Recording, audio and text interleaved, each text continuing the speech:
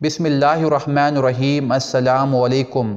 روزانہ واقعات سننے کے لیے اس چینل کو سبسکرائب کریں۔ تاریخی اعتبار سے دنیا کا ایک اہم ترین شہر جب فتح ہونے جا رہا تھا تو فاتح فوج کے سپہ سالار نے اپنے حاکم سے کہا کہ آپ آئیں اور شہر کا چارج سنبھالیں، اور یہی شرط اس شہر کے حاکم نے بھی رکھی تھی کہ حاکم آئے گا تو اسے ہی شہر کی کنجیاں دی جائیں گی۔ چنانچہ حاکم نے آنے کی اطلاع کر دی اور لوگ اس کی آمد کی تیاریوں میں مصروف ہو گئے۔ جس دن اس حاکم نے شہر میں داخل ہونا تھا اس دن صبح سویرے لوگ اس کے استقبال کے لیے شہر کے بحر جمع ہونا شروع ہو گئے۔ دن چڑھے دور گرد و غبار اٹھا، لوگوں کو لگا کہ حاکم کی سواری آئی۔ جب غبار چھٹی تو دیکھا ایک اونٹنی کی مہار تھامے ایک شخص پیدل چلا آ رہا ہے، جب دوسرا شخص اس اونٹنی پر سوار ہے۔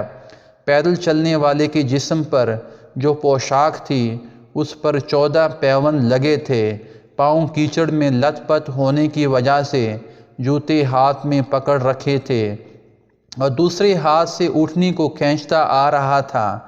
سپہ سالار نے جب انہیں دیکھا تو پکار اٹھا، اے بیت المقدس والو، تیار ہو جاؤ، ہمارا حاکم عمر فاروق رضی اللہ تعالیٰ عنہ آن پہنچا۔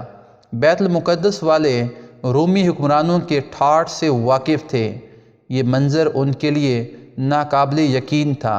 پوچھا کہ عمر رضی اللہ تعالیٰ عنہ وہ ہے جو اونٹنی پر سوار ہے؟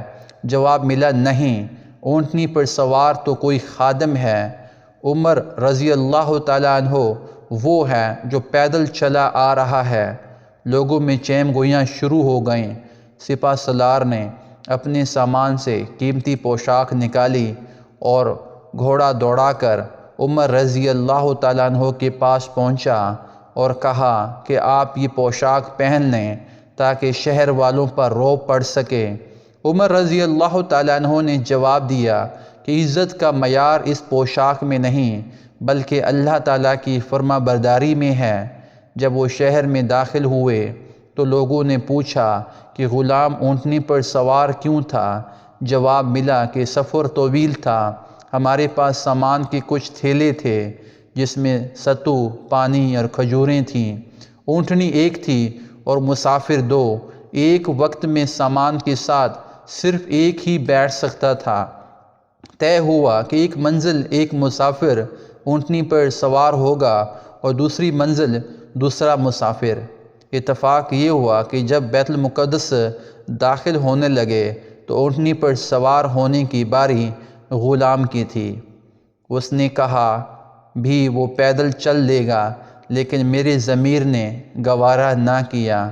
یہ تھی شان خلیفہ دوم کی۔ میرے ماں باپ حضرت عمر رضی اللہ تعالیٰ عنہ پہ قربان، جو 22 لاکھ مربع میل پر پھیلے رقبے کے حکمران تھے۔ جزاک اللہ خیرہ۔